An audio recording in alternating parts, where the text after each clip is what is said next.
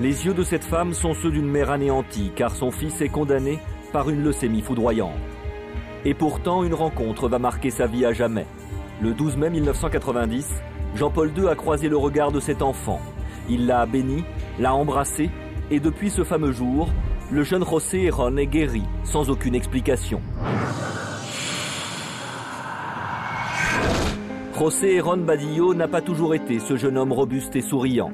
À 4 ans, il est atteint d'une leucémie et son état est jugé désespéré. Pour Maria, sa mère, seul un miracle peut le sauver. Je peux dire que c'était mon unique espoir, un miracle.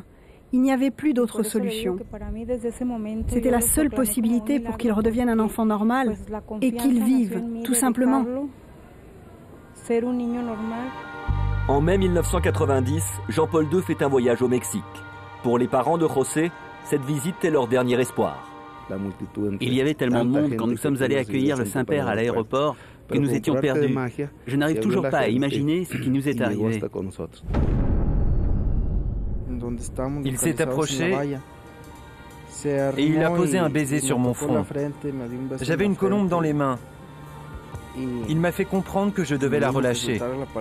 Je me souviens parfaitement de tout ce qui s'est passé.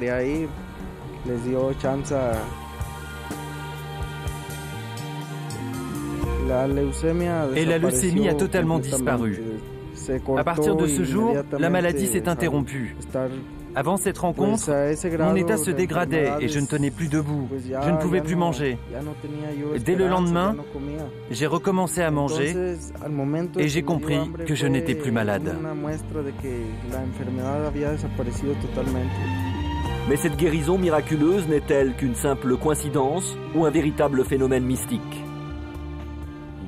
Jusqu'à maintenant, je n'ai jamais vu de patient qui guérisse de cette manière sans qu'il existe une raison scientifique. Je considère que c'est un miracle. C'est comme ça que ça s'est passé. Un miracle du Saint-Père. Mais alors, comment expliquer ce prodigieux pouvoir qu'on attribue au pape? Cet homme exerçait une sorte de fascination, de magnétisme par sa prestance et incontestablement, il touchait les gens au cœur et des gens pouvaient être changés par cette rencontre avec le pape.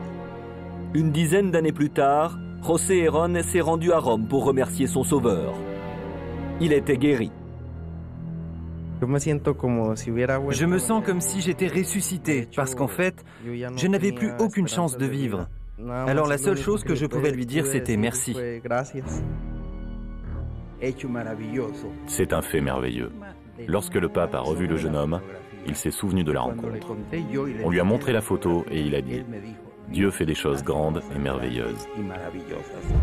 Le 28 juin 2005, s'est ouvert le procès en béatification de Jean-Paul II. Cette guérison constitue l'une des pièces maîtresses du dossier. Mais d'où lui est venu ce pouvoir salvateur et en est-il le seul artisan? Je crois que plus on approfondit ces guérisons, plus on s'aperçoit qu'il y a beaucoup de points d'interrogation. On est dans le domaine de l'énigme pour les non-croyants, du mystère pour les croyants. Une énigme, ça peut se découvrir. Un mystère, ça ne se perce pas.